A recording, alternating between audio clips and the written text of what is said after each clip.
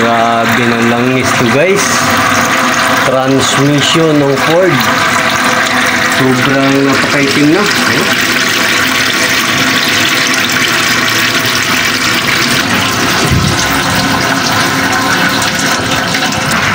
Yan yung langis guys. Ang itim-itim. Ayan na yung oil niya guys. Sobrang napakaitim na. Ano? Yan yung nakukuha natin dito sa Ranger na to. At saka yung filter niya. Ayan. Napakadumi na ng filter niya. So kailangan niya palitan. Yan na guys, ibababa namin tong transmission. So tinanggal ko lang muna yung oil cooler niya para maalis natin yung mga bolt ng delousing. Dami palang tatanggalin dito guys. Sobrang pahirap pa naman to. So kailangan na may baba transmission para matanggal yung torque converter para malinisan. Ayan, silipin natin si torque converter. May mga bolt dyan, no, tornilyo na 15mm ang nut. Ito 15mm. So paano ba natin gawin yan mag-isa?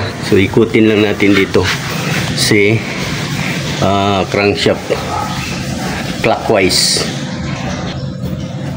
Saka hintayin natin na makita natin si yung nut bolt. Ayan, malapit na. Ayan. So ito na. So gagamit tayo ng straight drive na socket 15mm. Tapos ito ilagay natin dyan.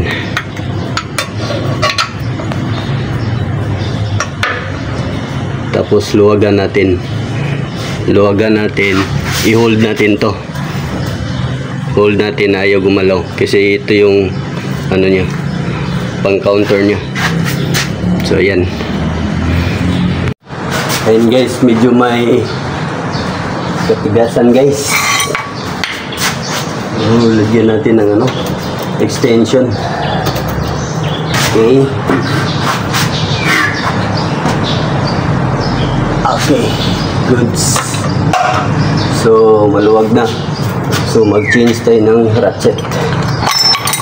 Straight drive.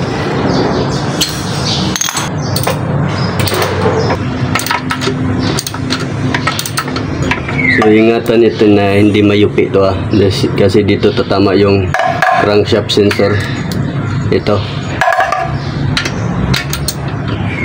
magka problema tayo sa sensor.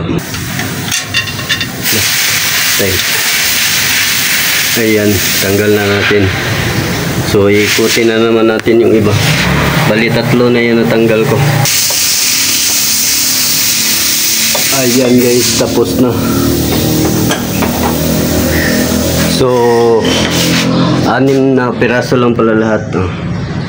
Nilagyan ko ng palatandaan para malaman ko kung na-rotate ko na ba lahat. Ayan.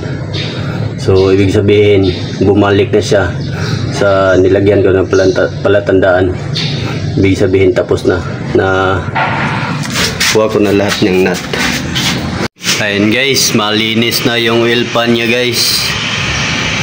Ayan, yung torque converter nilinis rin namin. So para isa na lang lahat, kaya binaba namin yung transmission kasi gusto namin malinisan si torque converter kasi sunog na yung langis niya, yung oil niya. Ayan yung oil, oh. Grabe, napaka itim na, parang kalawang yung kulay. So change oil lang ang purpose namin dito guys.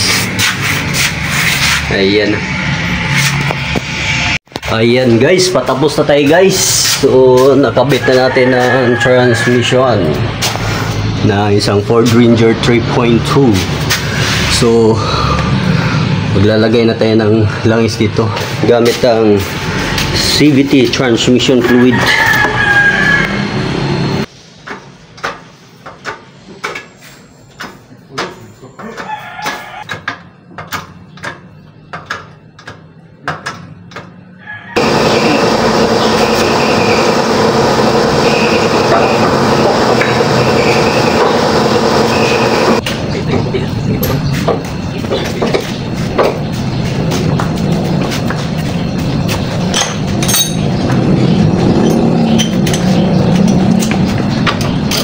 change oil lang naman ang ginawa namin sa transmission.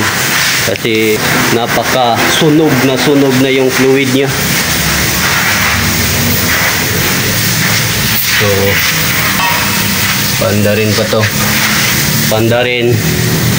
Tapos, isi-shift yung mga cambio para papasok yung langis para mag-circulate ng maayos. Tapos, yung mga valve body, malagyan ng langis kasi ito yung tuyo yan.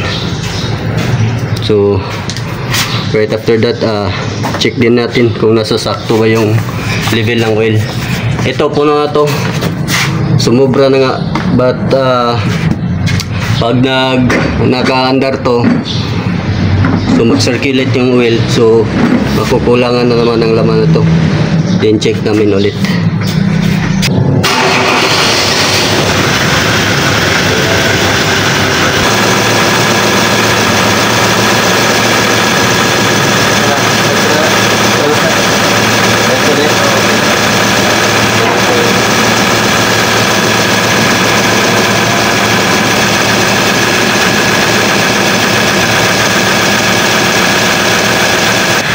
Yan guys, antayin lang natin uminit yung engine para pumasok yung coolant sa loob kasi nag-wash tayo yung coolant. And then ready for road test na pag okay lang.